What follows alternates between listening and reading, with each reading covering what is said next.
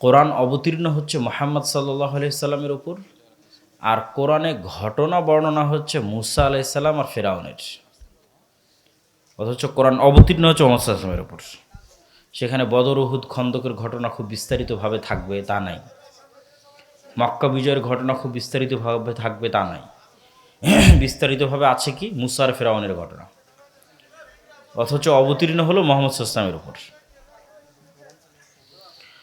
তো এটার মূল কারণ হচ্ছে যে উম্মতে মুহাম্মাদিও একদিন বানু ইসরাইলের মতো হয়ে যাবে।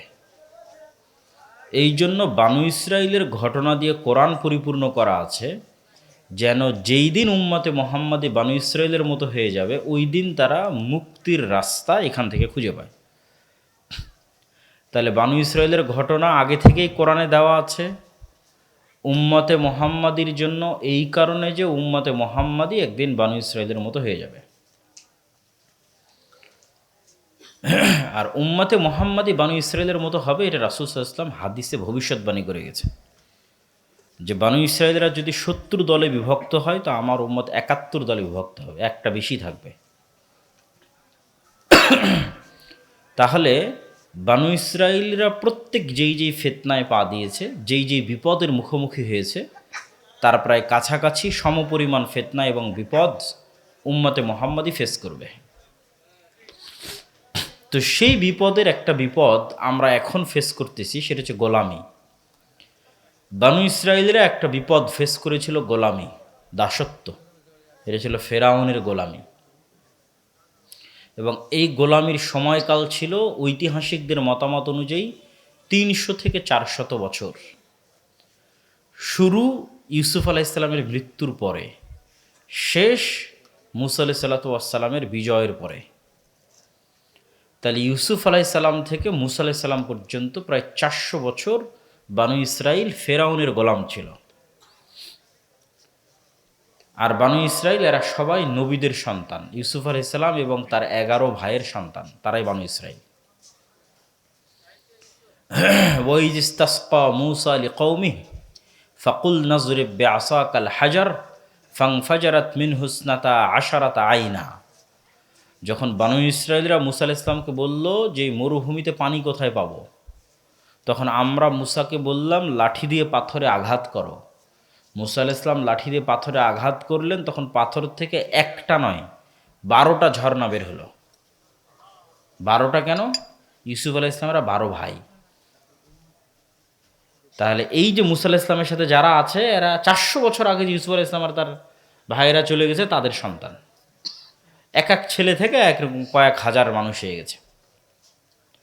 এক ইউসুফ আলাইহিস সালামেরই বংশ দেখা যাচ্ছে কয়েক হাজার, তার ভাইয়ের কয়েক হাজার, এভাবে ১২ জনের অন্তত ২-৩ হাজার করে ধরলে ২৪,০০০, ৩০,০০০।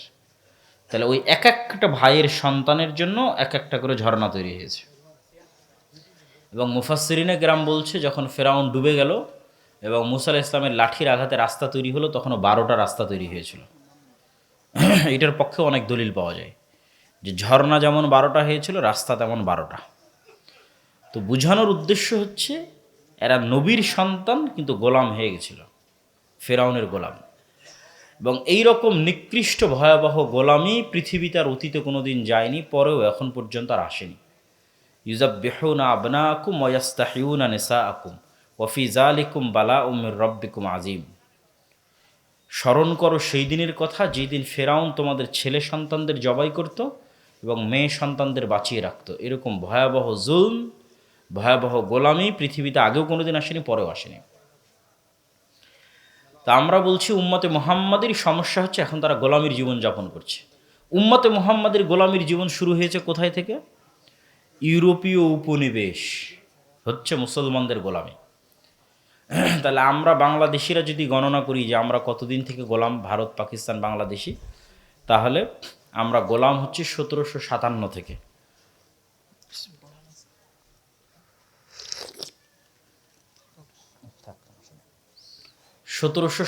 থেকে ২০২৫, প্রায় ওই দিকে ১৯৪৭ পর্যন্ত ১৯০ বছর, আর এদিকে প্রায় ৭০ বছর, প্রায় ২৫০ বছর। যদিও 1947-এ আমরা বলছি যে আমরা গোলামি থেকে আজাদি পেয়েছি, কিন্তু তবুও এটা পূর্ণাঙ্গ আজাদি নয়। যে আজাদির স্বপ্ন শাহ ইসমাইল দেখেছিলেন, যে আজাদির স্বপ্ন সৈয়দ আহমদ বেরেলভি দেখেছিলেন, এটা পূর্ণাঙ্গ নয়। এটা খণ্ডিত এবং ভগ্নাংশ। দুইটা কারণে পূর্ণাঙ্গ নয়। কেন দুইটা কারণে পূর্ণাঙ্গ নয়? নাম্বার এক, ইউরোপীয় উপনিবেশের নামকা অস্তে অবসান হয়েছে, ব্রিটিশরা নামকা অস্তে চলে গেছে, কিন্তু রাষ্ট্রের কাঠামো, রাষ্ট্রের সিস্টেম, আইন, মূলনীতি, সংবিধান, পদ্ধতি, কোর্ট, শিক্ষা ব্যবস্থা, অল এভরিথিং সব কিছু ব্রিটিশ। তথা Bangladesh army is a legacy of British army.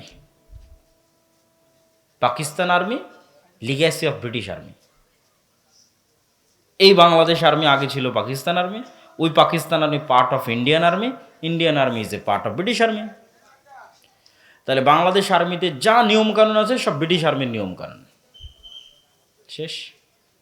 বাংলাদেশের কোর্ট কাচারিতে যা নিয়মকানুন আছে সব ব্রিটিশদের সময় রেখে যাওয়া কোর্ট কাচারির নিয়মকানুন। তাহলে দুইটা কারণে এটা পূর্ণাঙ্গ আজাদি নয়। এক, পুরো সিস্টেমটা ব্রিটিশদের থেকে গেছে। দুই, 1757-তে যখন আমরা 23শে জুন ব্রিটিশদের কাছে ক্ষমতা হারিয়েছি, তখন ক্ষমতা হারিয়েছি পুরো ভারতের, মানে মুসলমানদের হাতে তখন ছিল পুরো ভারত। বাদশাহ আলমগীর শেষ মুঘল বাদশাহ, কাবুল থেকে নিয়ে আরাকান পর্যন্ত একচ্ছত্র আধিপত্য মুসলমানদের। তাহলে যতক্ষণ পর্যন্ত পুনরায় মুসলমানদের অখণ্ড ভারত প্রতিষ্ঠিত না হয়েছে, ততক্ষণ পর্যন্ত পূর্ণাঙ্গ স্বাধীনতা অর্জিত হয়নি।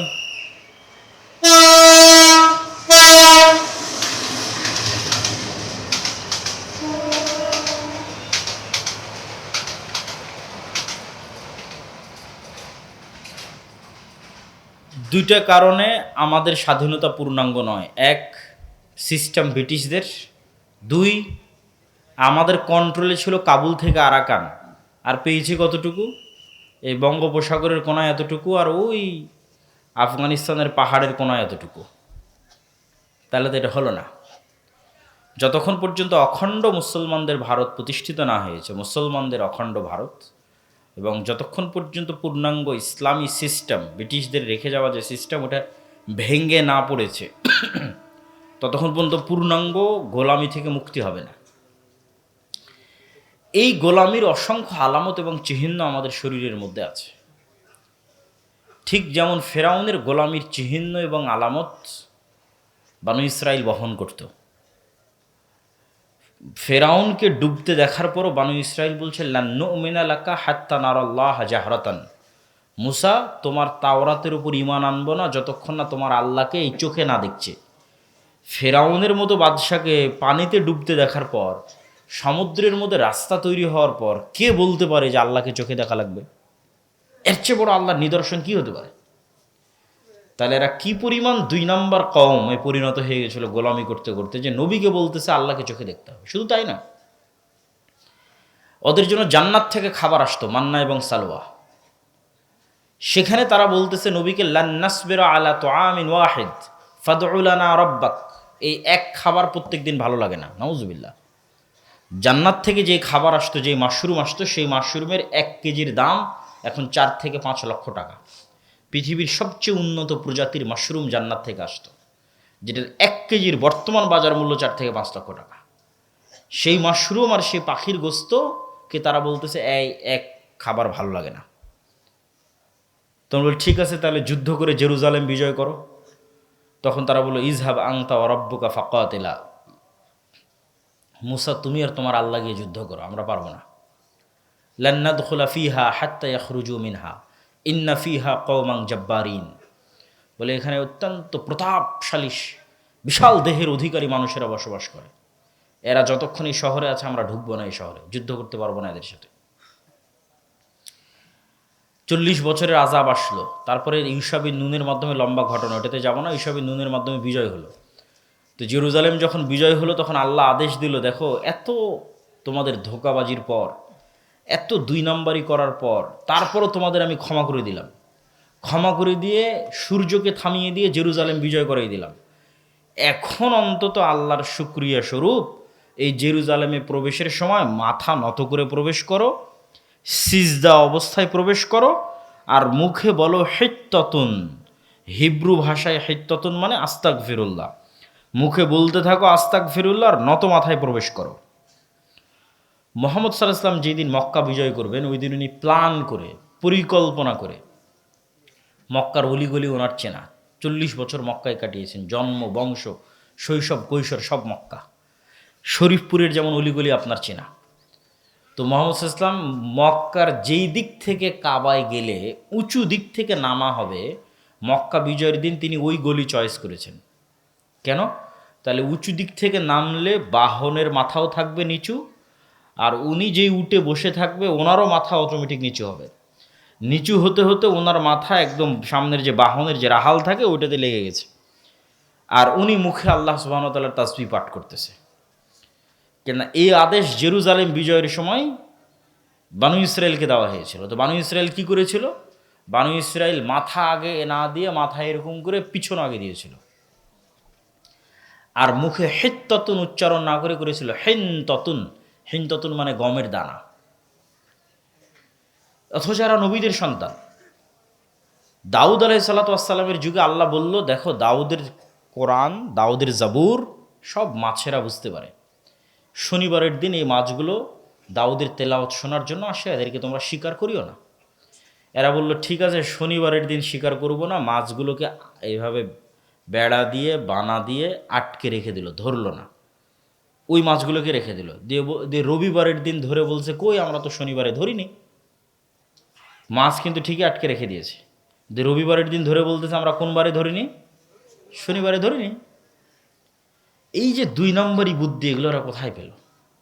ধোঁকাবাজি, দুর্নীতি বাঙালিদের মতো কই শিখল? ফেরাউনের 300 বছর গোলামিতে শিখেছে। গোলামি মানুষকে মিথ্যা বলতে বাধ্য করে। যখন আমি গোলাম, আমার রুজি রুটির ব্যবস্থা নাই, তখন আমি একটা টাকার জন্য মিথ্যা বলবো, একটা রুটি নিয়ে কাড়াকাড়ি করব, একটা রুটির জন্য আরেকজনকে হত্যা করব। এটা গোলাম থাকলে ন্যাচার এরকম হয়ে যায়। এই জন্য মুসা আলাইহিস সালামকে আল্লাহ গোলাম অবস্থায় বড় না করে ফেরাউনের বাড়িতে বড় করেছে। এই জন্য মুসা আলাইহিস সালামের মানসিকতা আর বানু ইসরায়েলের মানসিকতা মিলত না। এরা গোলাম, কেন এদের জীবন এভাবেই পার হয়েছে। আর মুসা আলাইহিস সালাম প্রিন্স অবস্থায়, রাজপুত্র অবস্থায় ফেরাউনের বাড়িতে বড় হয়েছে। তো ওনার মধ্যে গোলামির মানসিকতা নাই। ফলত মুসা আলাইহিস সালামের মানসিকতার সাথে বানু ইসরায়েলের মানসিকতা মিলে না। মুসা আলাইহিস সালাম শেষ পর্যন্ত আল্লাহকে বলল, আল্লাহ এই কওমের দায়িত্ব আমি নিতে পারবো না, আমাকে উঠিয়ে নিয়ে যান। তো আমাদের মূল আলোচনার বিষয়বস্তু ছিল যে গোলামির চিহ্ন। গোলামি মানুষের চরিত্র, নেচার পরিবর্তন করে দেয়। গোলামি মে বাদাল জাতি হে কওম কা জমির, আল্লামা ইকবাল বলেছে। তো আমরাও সেটার আলামত এবং চিহ্ন বহন করতেছি। এবং ব্রিটিশরা বা পাশ্চাত্য সাম্রাজ্যবাদীরা দুইটা জিনিস মুসলমানদের রন্ধ্রে রন্ধ্রে, রগে রগে, বাড়িতে বাড়িতে, ঘরে ঘরে প্রবেশ করিয়েছে, যেন মুসলমানদের মধ্যে গোলামির কালচার কন্টিনিউ করে। গোলামির কালচার মানে ধোঁকাবাজি, দুর্নীতি, মিথ্যা, এটার কালচার। সেটার একটা হচ্ছে গণতন্ত্র।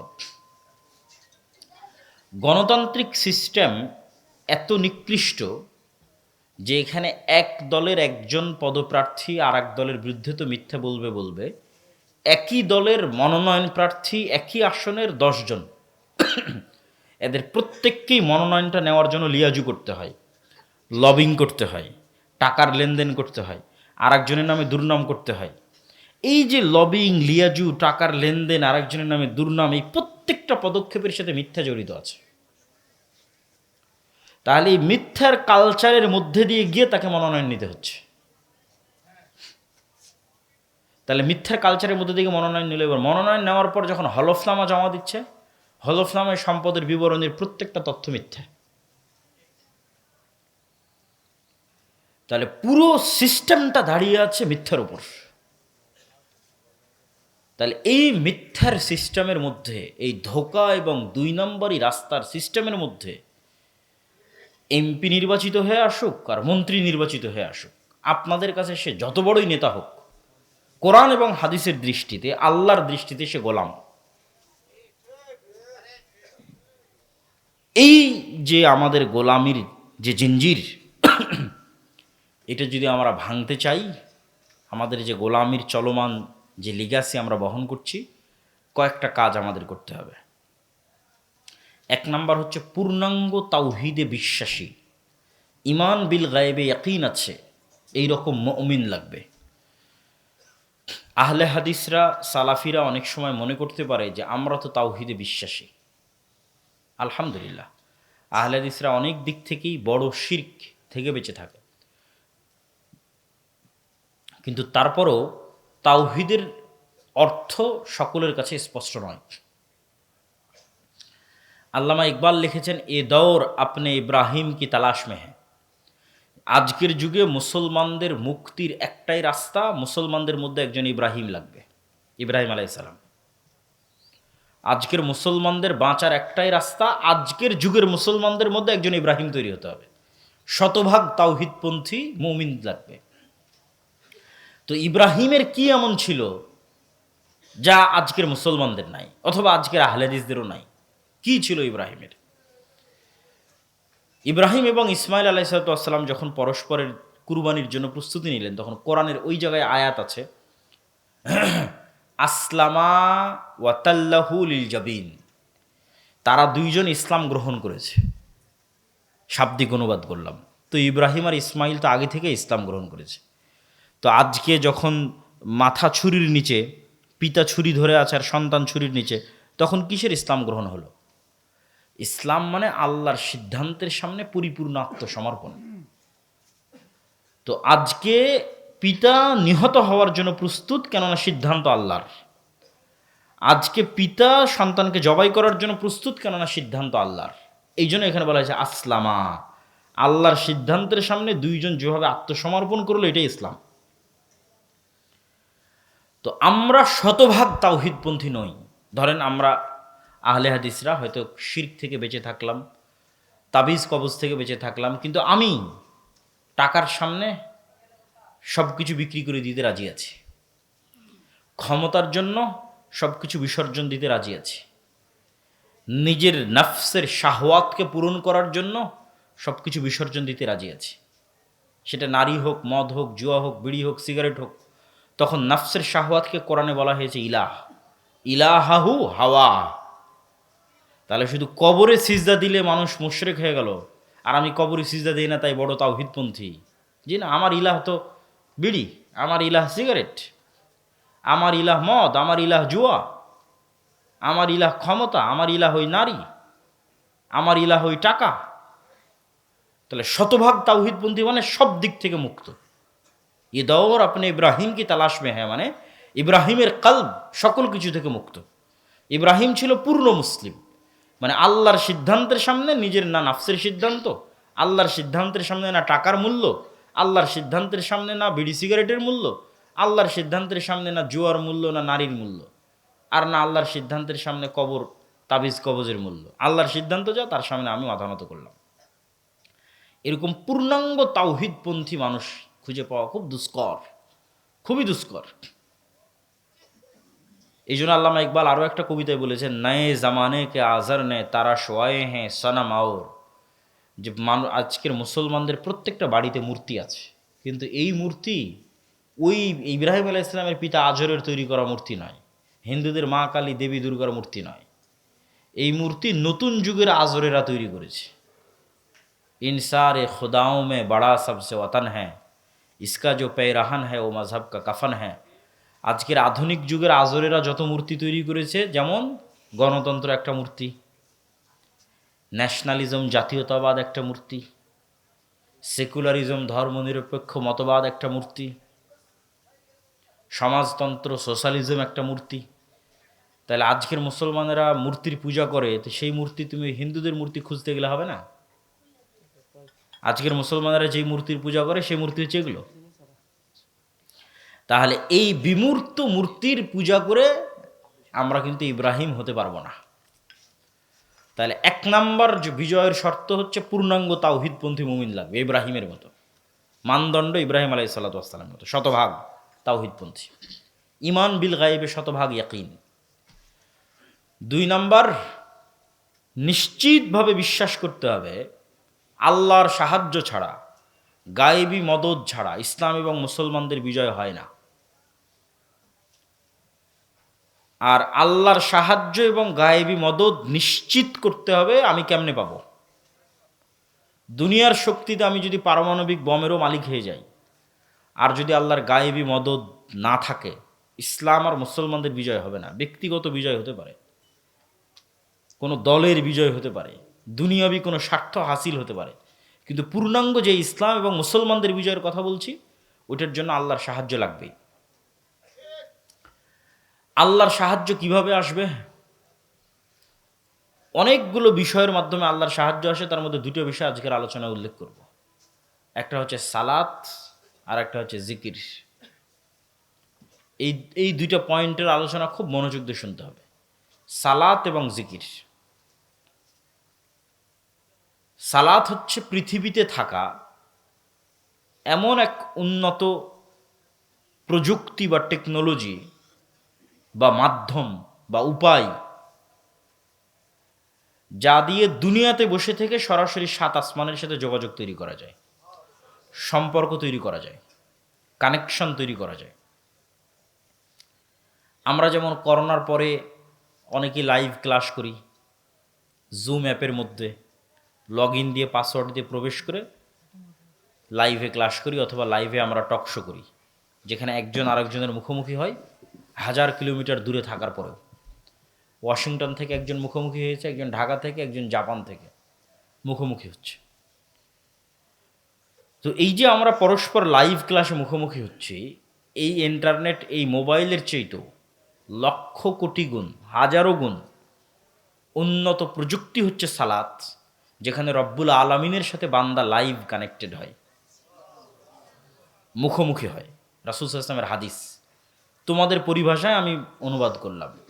রাসূল সাল্লাল্লাহু আলাইহি ওয়াসাল্লাম বলছেন, বান্দা যখন সিজদার দিকে তাকায় এবং তার কলব দুনিয়ার সকল চিন্তা থেকে মুক্ত থাকে, তখন আল্লাহ ও বান্দার মুখোমুখি হন।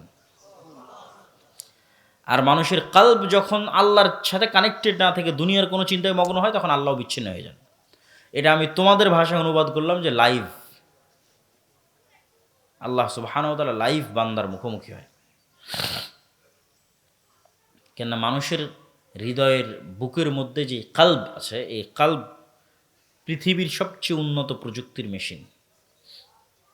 এই কলব দিয়ে ভিন্ন জগতের সাথে যোগাযোগ হয়, শয়তানের সাথে, ফেরেশতার সাথে, আল্লাহ সুবহানাহু ওয়া তাআলার সাথে।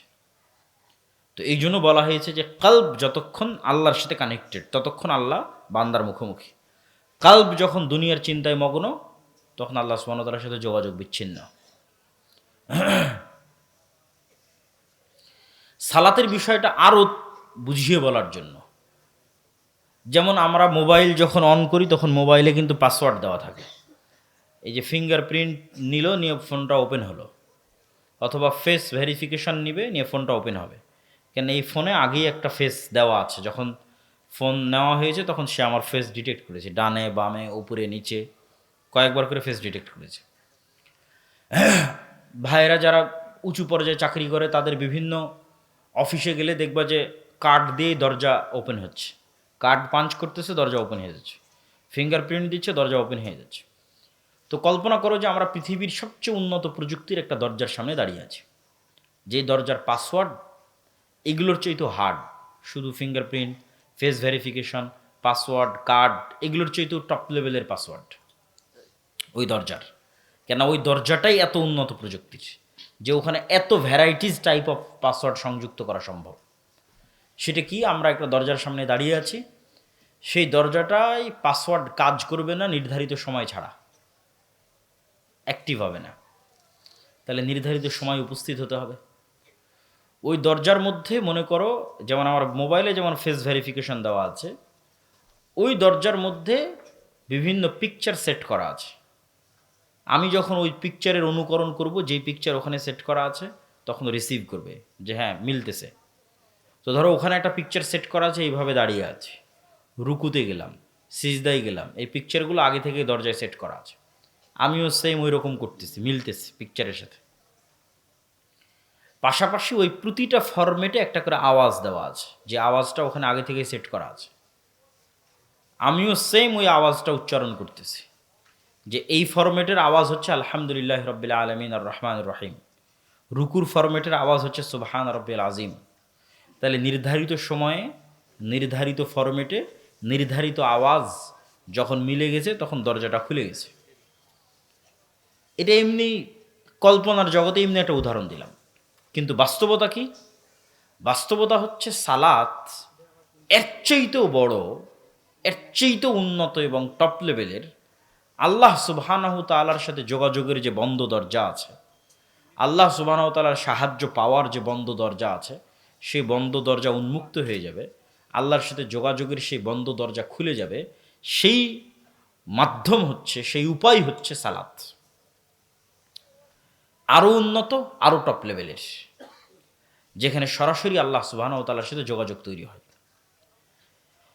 এই জন্যই রাসূলুল্লাহ সাল্লাল্লাহু আলাইহি ওয়াসাল্লাম সূর্যগ্রহণে সালাত আদায় করেন, চন্দ্রগ্রহণে সালাত আদায় করেন, বৃষ্টি না হলে সালাত আদায় করেন, জানাজায় সালাত আদায় করেন, এমনকি যুদ্ধের মাঠেও সালাত আদায় করেন।